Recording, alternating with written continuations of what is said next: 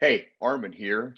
Welcome to the NSP Nutrition Show, where we cover training, nutrition, supplementation strategies, and a whole lot more. So stand by.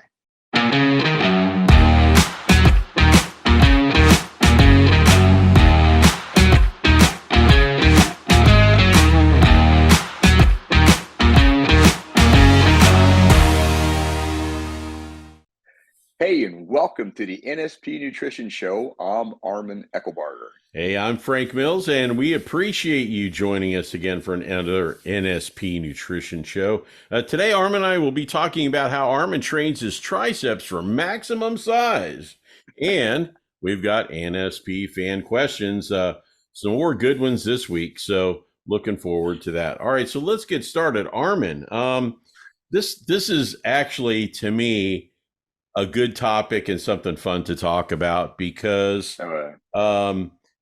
everybody wants nice looking arms, and especially the tricep. I know most people are bicep focused, right? Because that's the part that everybody shows the most. But man, when somebody has some awesome looking triceps, you can definitely notice in a shirt, even in a tank top, you can see the definition. So is this something that you've been focusing on now?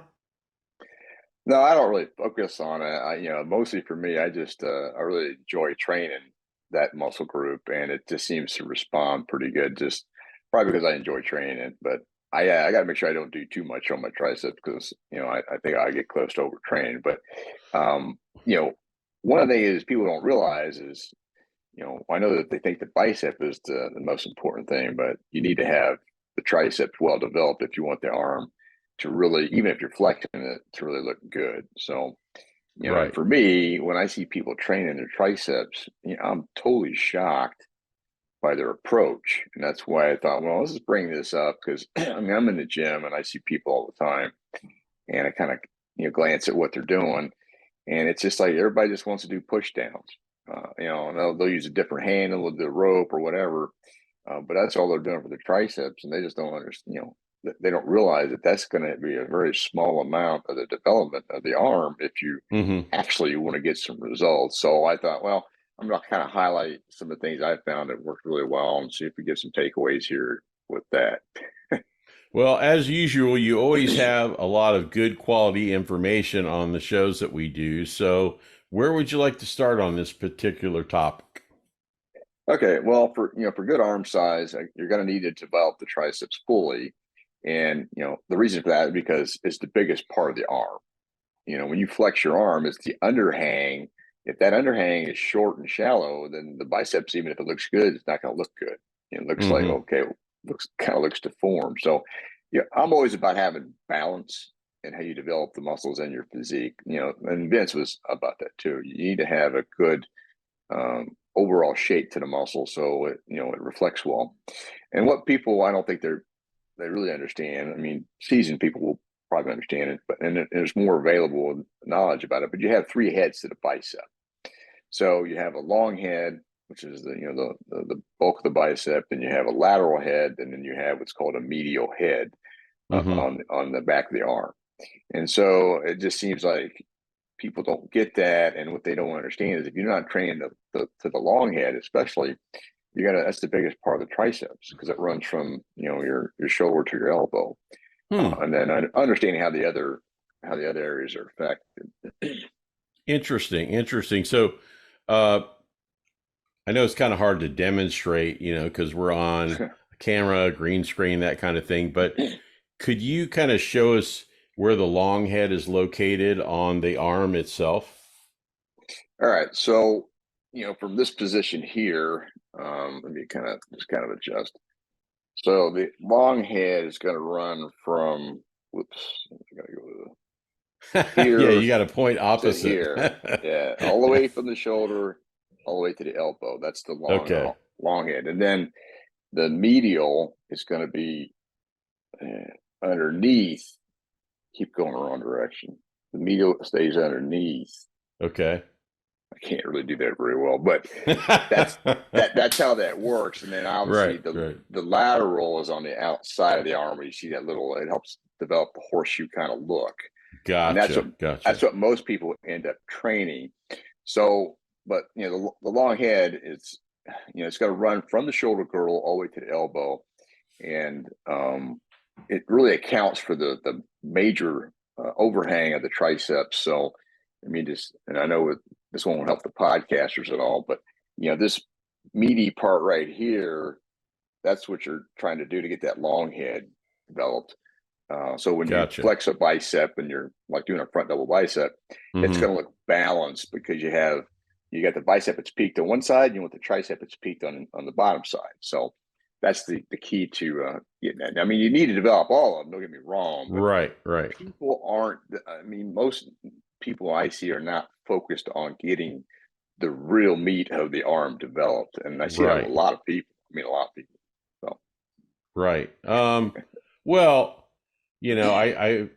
I see people doing the push downs. I also have seen people take a plate or a dumbbell behind their head and push up behind that way.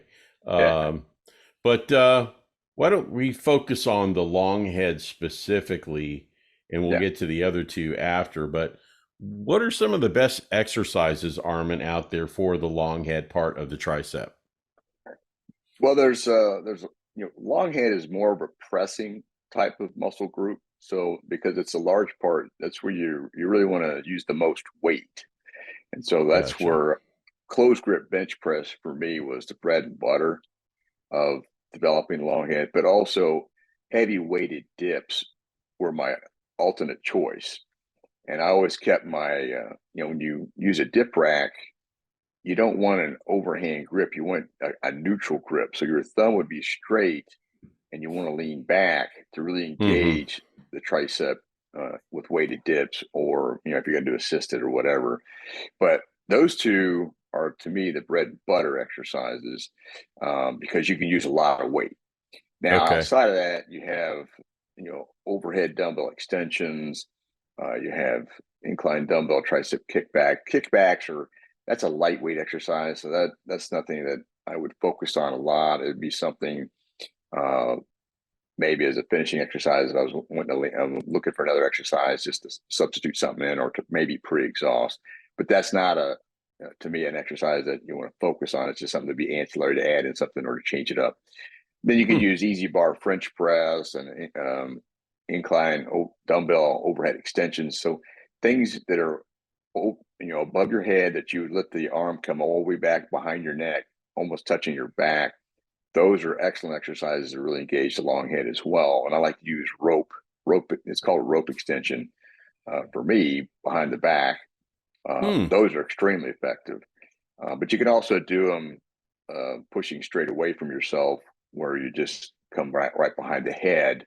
And I like to Hmm. do cable. I like to use cables for that. You could do it with a barbell, laying on a bench. You could do it like that, or you could do it with easy curl bar laying on the bench. So those are other options that would give you a good stretch. And then the angle's a little bit different, but the diamond push-ups will affect it some. So, and that's something you're using body weight for. And so if you don't have anything to work with, doing diamond push-ups is a great way to engage the long head. If you're just trying to do body weight exercises. So Hmm. that's a pretty good fit. But I like to do those at the end. I got nothing left in the tank just to really max out the exercise. So those, and there's more than that, but these are some of the basic ones. Hmm. But if you really, to me, the focus is either closed grip bench or weighted dips. And then the other one I think it's really effective for me personally. What I felt worked really well is behind the back rope extensions, where you're standing straight up and your arms come all the way behind your head as far as you can stretch. Then you extend straight up. Hmm. Those were, to me, are really the bread and butter that I think. And everybody has different opinions on it, but I thought I could feel it the whole time. And when you could Hmm. feel it, stretching and contracting, you're making some progress. So Right. Right.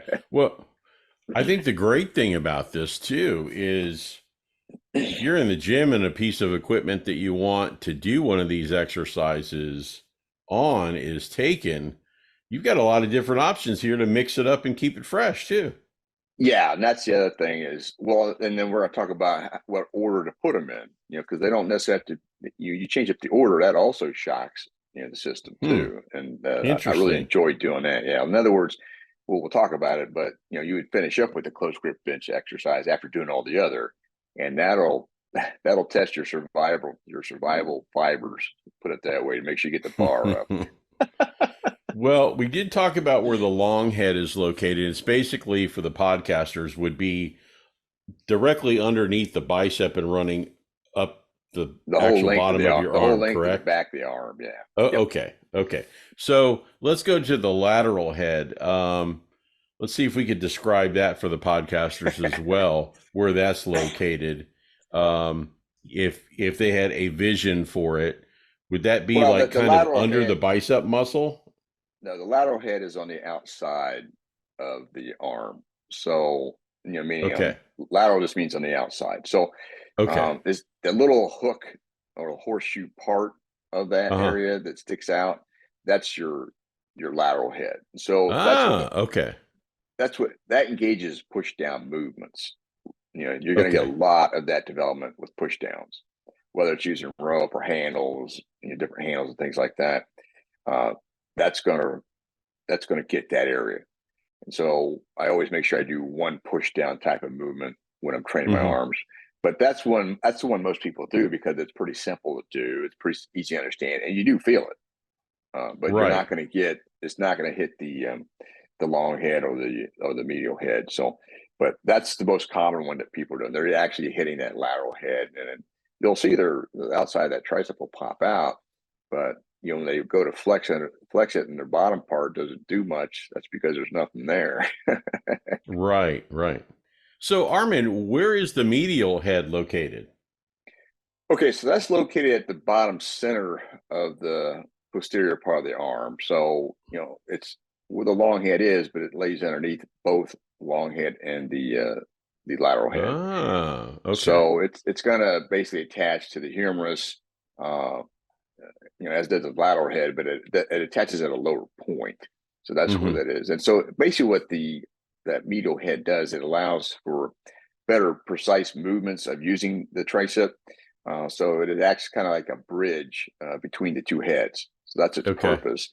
So as it gets stronger, it does help with your other movements that affect the lateral head and affect the long head. So again, it helps to thicken the arm some, but Hmm. mostly the way the movement works, it's different on how it's affected. So it's not as big a part of the muscle as the other two, but it does have some thickness effect and strength, especially. Gotcha. Gotcha. All right. So let's talk about the exercises that affect the medial head. So this is where people do like reverse grip bench press or reverse grip pull downs, or push downs. I mean, not pull downs. Um, you do bench dips with your hands out to the side. You could do diamond push-ups will affect it. So that's another one that affects it some. And then overhead rope extensions will affect it too. So that gets a long head and the medial head. So that's a nice thing. That's why I like doing those a lot. And then to have a tape press, which is kind of a unique dumbbell press, can get them. So any kind of dumbbell or barbell reverse grip of any type is going to help, and any kind of reverse push down movement will affect them. So Gotcha. typically, I don't use those all the time. I use them from time to time because when I do the overhead rope extensions, I feel like I get a lot out of that. But that's some things that people want to be aware of. They want to incorporate that and especially to change up things on the routine.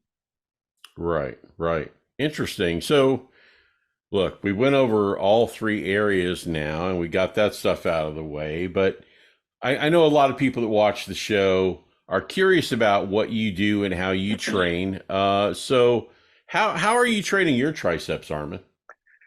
Well, I train them a lot of ways. And so lately, what I've been doing is I like to do pressing movements because that's where I'm going to use the most weight. So that's where I'll do some warm ups. I'll do a close grip bench press.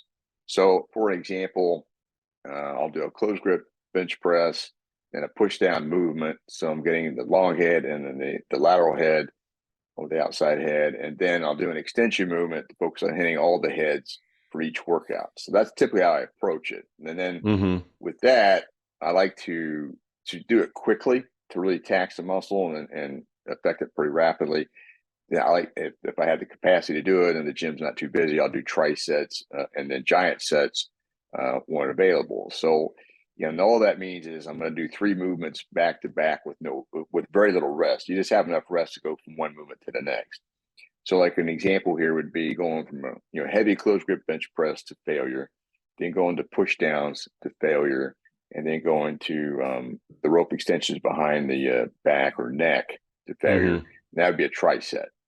And then a Okay. giant set would be the same, except I finish up with the diamond push-ups as an example. And again, these combinations, you can use anything. I mean, you can do a reverse grip push down as well if you want to hit the the medial head, that kind of thing. So that's just one approach of many.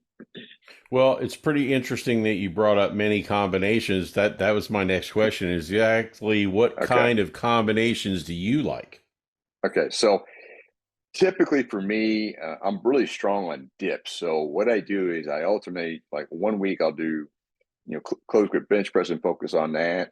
But the next week to maybe change it up, I'll do heavy weighted dips. And again, like I mentioned, the thumb is going to be straight, so I'm in a neutral position with my hands, and I'm going to Mm-hmm. lean back, pushing up. And I'll do those. I've done those as much as 135 pounds hanging off of me, plus my body weight. So my triceps tend, they're strong and respond well.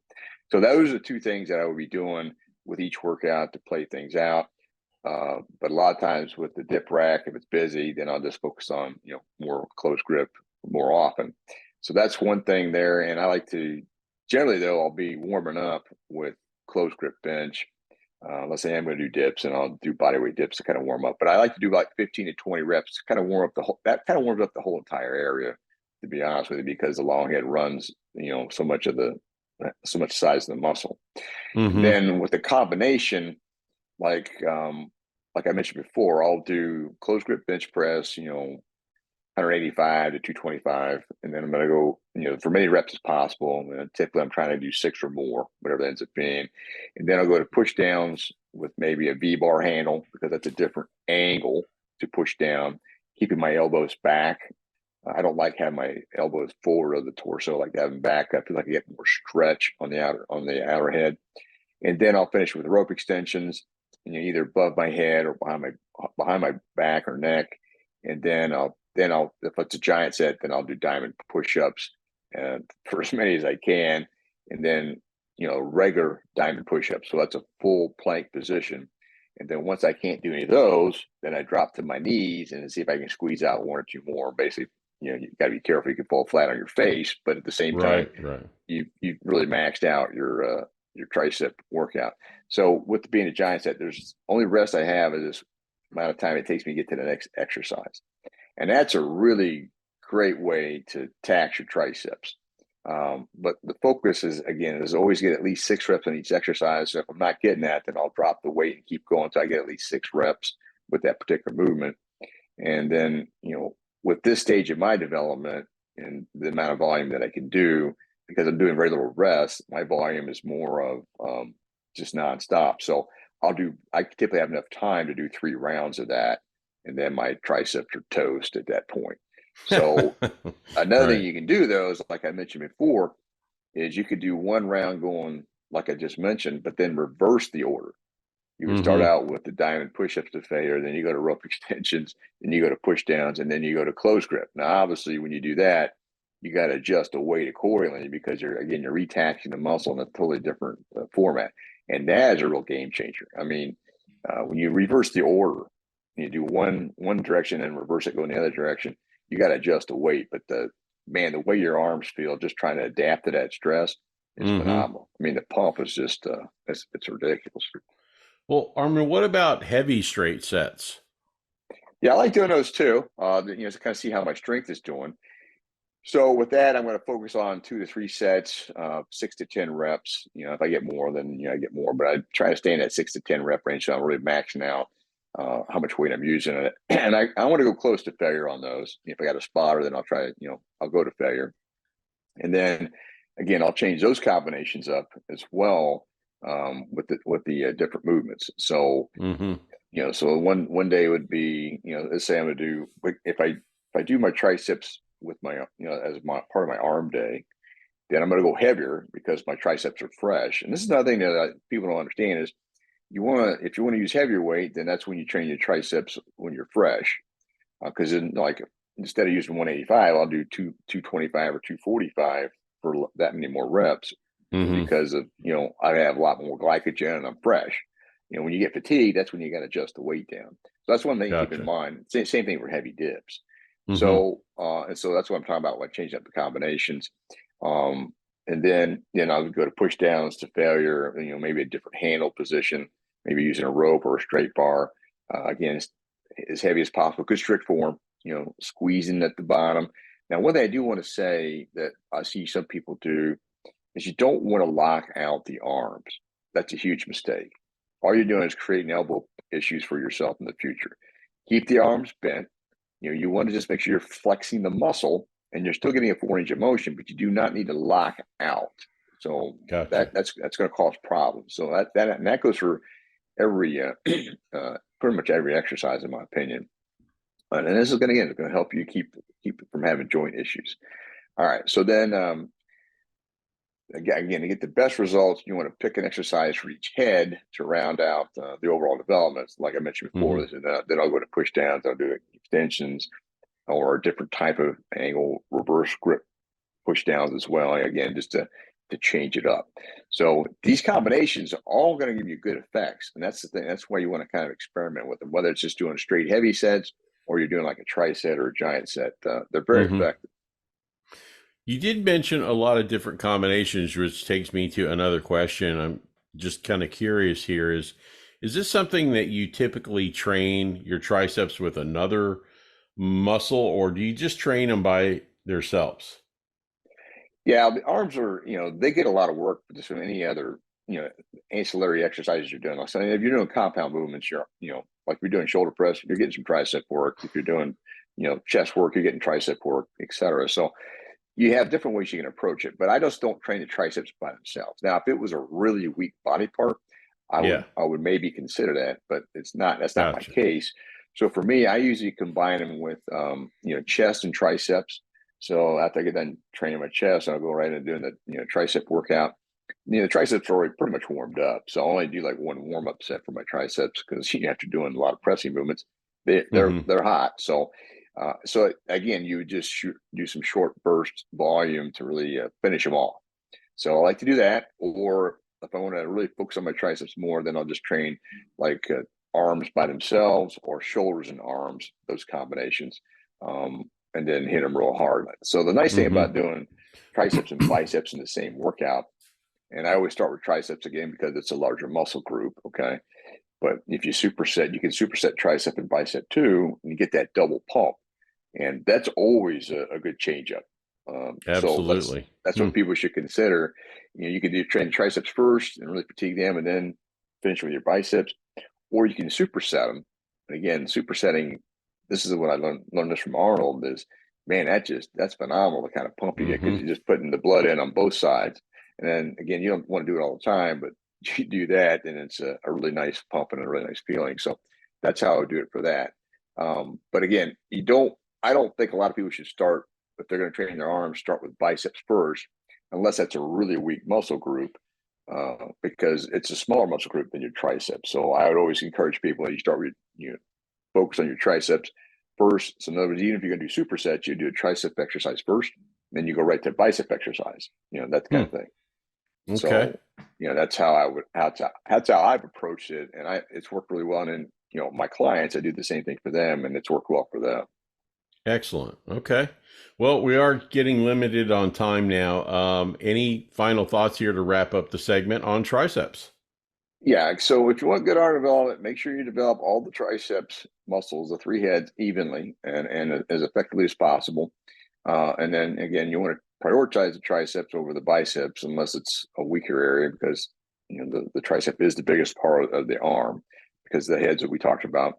And I think that for me, the best gains I got was from heavy close grip bench presses, really focus on good solid movement, taking it slow and controlled because you can do heavy negatives with it too. And if you had a spotter, that's really good to do. But it's a little more risky if you're on your own. So that's another thing you got to take into account.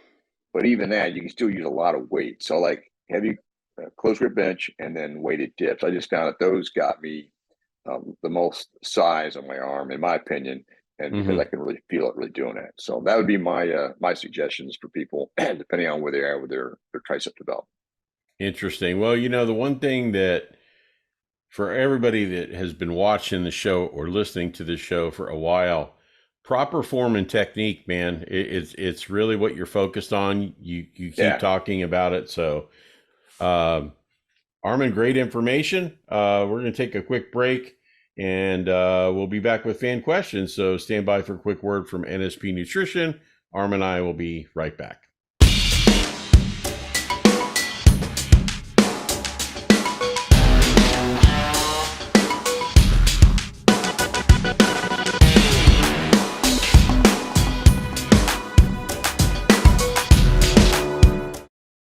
Hey, and welcome back to the NSP Nutrition Show. Hey, it's time for fan questions, and always get excited about this. You hear about different things, and we're a little limited on time for this show. So we've got one quick fan question. We get a lot of comments and questions about nutrition, and we've talked about a lot of different proteins and nutrition plans and stuff like that. Got a pretty unique question, and I don't know how we're going to answer this one, Arman. So this is like a curveball, but we've got one of our listeners. Her name is Alyssa, and she is a vegan. She does not eat meat, and she is asking, listen, all of your shows are protein based. Are there other ways to get protein that I can affect and implement in my nutrition plan, even though I'm a vegan? What do you got, Arman? Well, here's the thing: is what most people that are trying to get the adequate amount of protein that can absorb, she's probably better off doing a plant protein that's in a powder. So maybe that's pea protein. The thing is that plant proteins aren't as efficient, but at the same time, that would be a good place to start. So in between what she's eating for her normal meals, she may want to supplement some plant protein powder and mix that in, because you can get that where it could be low carb in some cases if you're trying to track your carbohydrate intake. It's just difficult. And I can't remember if vegans can have eggs or not. That's the one I can't remember. That's the same thing I was thinking too. Is can she have eggs or not? Yeah. Well, if she can have eggs, then that'd be my go-to. Just supplement with the eggs, because you can't get a better protein than eggs. Right. But I can't remember off the top if it's vegetarian or vegan that allows for eggs. I think it is vegan, but I'm not. But if she's not doing, again, it's up to the person. There's different ways they approach the diet. But yeah, it's pretty tough. So she could supplement also with amino acids. So like the amino 1000 that we have at NSP would be one way to help get some more quality protein that has all the essential amino acids in it. That would be another technique versus a protein powder. I mean, that would be very efficient, but that's also, that's not cheap. So finding quality amino acids that have all the, the essential amino acids, they're just more expensive because they have to be extracted that way. So that would be a suggestion there. And then outside of that, just make sure you're combining the amino acids. I mean, there's some other experts out there saying, well, amino acid's amino acid. Right. So as long as you have all the amino acids you need, it's not a big deal. Interesting. I get that, and I can understand why they're saying that, but at the same time, it depends on how all these amino acids absorb, because that's the problem, is they don't absorb well because they're a plant structure, not an animal structure of the protein. So those amino acids tend to assimilate into the digestive process better.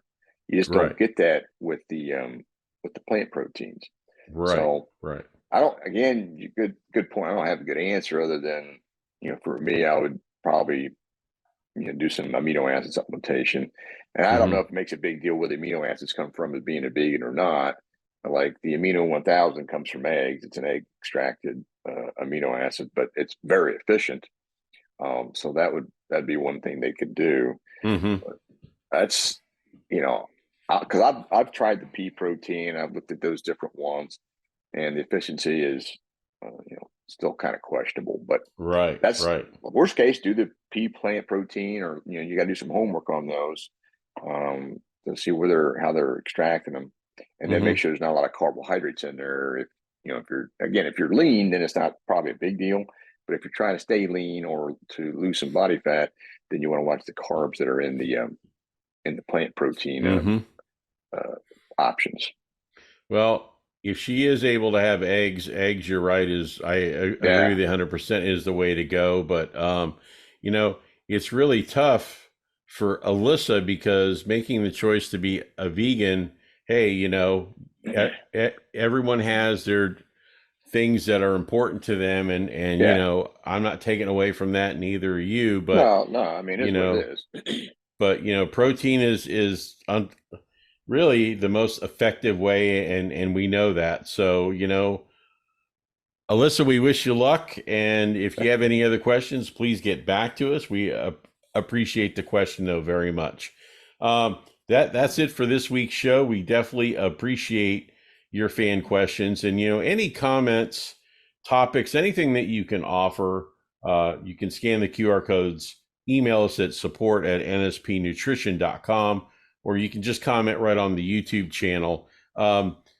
We would love to hear from you. And if we can affect one person for what we present in the show, that's why we do what we do, right, Arman? Yeah. And, again, if you got other good questions, hopefully we get an answer for you and give you something to keep, learning and get better at what you want to do. So any kind of support that we can give people, we're here for it. So. And don't forget to check out nspnutrition.com. It's Outdoor Recreational Month. It's the last week of that. Mm-hmm. And they've got a great promotion right now. You get 25% off selected outdoor and energy supplements and tank tops. So take a look at that.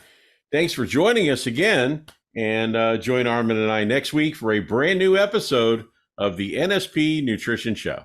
Hey, thanks for checking out the NSP show. Go to nspnutrition.com where you can find a whole heap of resources to help you achieve stunning definition and eye-popping levels of muscularity. Don't forget you can save 10% on your first order by using the code NSP show at the checkout. Catch you next time.